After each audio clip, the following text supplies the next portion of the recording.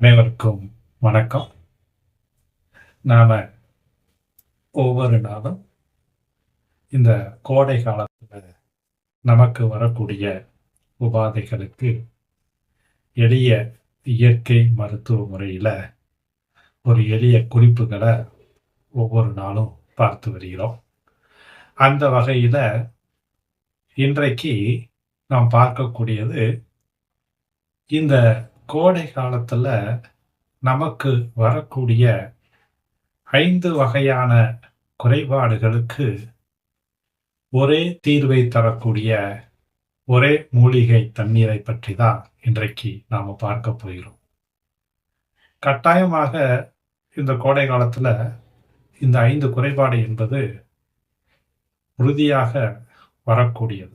அதற்கு தீர்வு ஒரே மூலிகை தண்ணீர். அப்படி என்ன 5 வகையான குறைபாடு கட்டாயம் வரும் பார்த்தீங்கன்னா, 1 அதிகப்படியான உஷ்ணம், 2வது சிறுநீரக எரிச்சல், 3வது நீர்ச்சத்து பற்றாக்குறை, 4வது வாய்ப்புண், 5வது சோர்வு. இந்த 5 வகையான குறைபாடுகளுக்கு ஒரு தீர்வை தரக்கூடிய மூலிகை தண்ணீர் தான் இன்றைக்கு நாம் பார்க்கக்கூடியது. அப்பேற்பட்ட மூலிகை தண்ணீர் என்னன்னு கேட்டீங்கன்னா, நன்னாரி தனியா மூலிகை தண்ணீர். இந்த நன்னாரி தனியா மூலிகை தண்ணீர் செய்வதற்கு தேவையான பொருட்கள் எவை எவைன்னு கேட்டீங்கன்னா, நன்னாரி வேர் ஒரு 5 கிராம், தனியா என்று சொல்லக்கூடிய வர கொத்தமல்லி ஒரு தேக்கரண்டி, பனங்கற்கண்டு சிறிதளவு.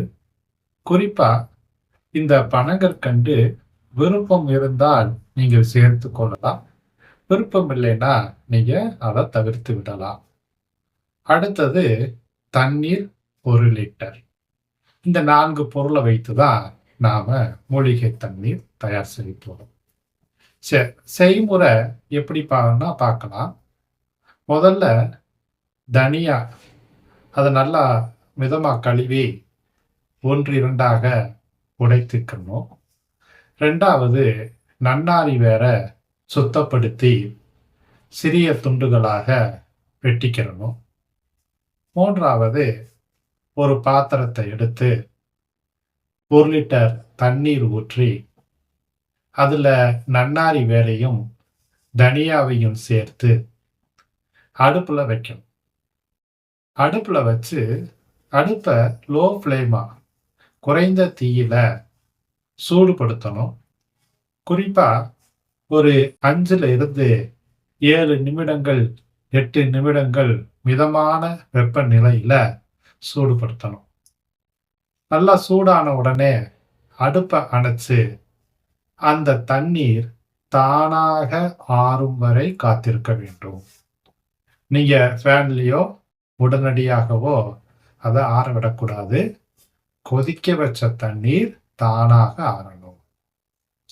தானாக ஆறி முடிச்சதுக்கு அப்புறம் அந்த தண்ணீரை நீங்க வடிகட்டி ஒரு மண்சட்டி அல்லது கண்ணாடி பாத்திரத்துல ஊத்திக்கிறணும். எக்காரணத்தை கொண்டும் நீங்க ஃப்ரிட்ஜில் வச்சு இந்த தண்ணீரை பயன்படுத்தக்கூடாது. கண்ணாடி பாத்திரமோ மண் சட்டியோ இல்லைன்னா எவர் சில்வர் பாத்திரத்துல அல்லது ஃப்ளாஸ்க்ல ஊற்றி வச்சு குடிக்கலாம். இதை பொறுத்தளவுல, இந்த தண்ணீரை பொறுத்தளவுல காலையில 8 மணில இருந்து மாலை 5 மணி அல்லது 6 மணிக்குள்ள இந்த தண்ணீரை குடிக்க வேண்டும். எப்படி குடிக்கணும்? கொஞ்சம் கொஞ்சமாக குடிக்க வேண்டும். ஒரு 2 மணி நேரத்துக்கு ஒரு தடவை 50 மில்லியோ 100 மில்லி அளவிற்கோ கொஞ்சம் கொஞ்சமாக குடிச்சுக்கிட்டு வரணும். எக்காரணத்தை கொண்டும் முழுமையாக உடனடியாகவும் குடித்து விட கூடாது. அந்த 1 லிட்டர் தண்ணீரை அந்த காலை 8 மணி முதல் மாலை 5 மணி வரை பிரிச்சு பிரிச்சு குடிக்கணும். ஓகேங்களா?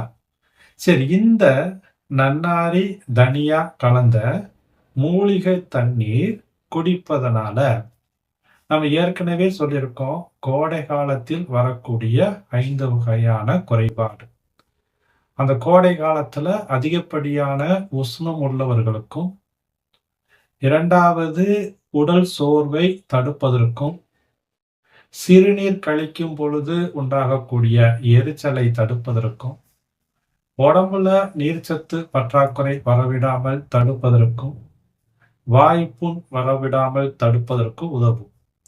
இதை தாண்டி இந்த தண்ணீர் நம்மளுடைய கல்லீரலில் இருக்கக்கூடிய நச்சுக்களை எல்லாம் வெளியேற்றுவதற்கு இந்த தண்ணீர் மிக மிக உதவும்.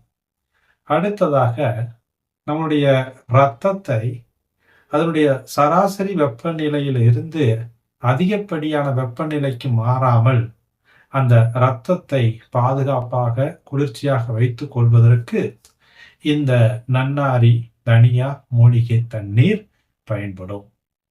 குறிப்பா இந்த தண்ணீர் வெயில்ல அதிகமா நின்று வேலை செய்யக்கூடியவர்கள் கட்டாயமாக எடுத்துக்கொள்ளணும். அதை தாண்டி அவர்கள் வேலை செய்யக்கூடிய இடத்துல அதிகப்படியான வெப்பமாக இருக்கக்கூடிய இடத்துல வேலை செய்பவர்களும் இந்த தண்ணீரை எடுத்துக்கொள்ளலாம்.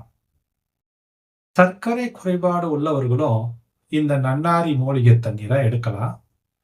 அப்படி சர்க்கரை குறைபாடு உள்ளவர்கள் எடுக்கும் பொழுது விருப்பப்பட்டால் பனங்கற்கண்டு சேர்த்து கொள்ளலாம், இல்லை என்றால் தவிர்த்து விடலாம். இதை தாண்டி வழக்கமா குழந்தைகளும் பெரியவர்களும் இந்த தண்ணீரை பயன்படுத்தி கொள்ளலாம்.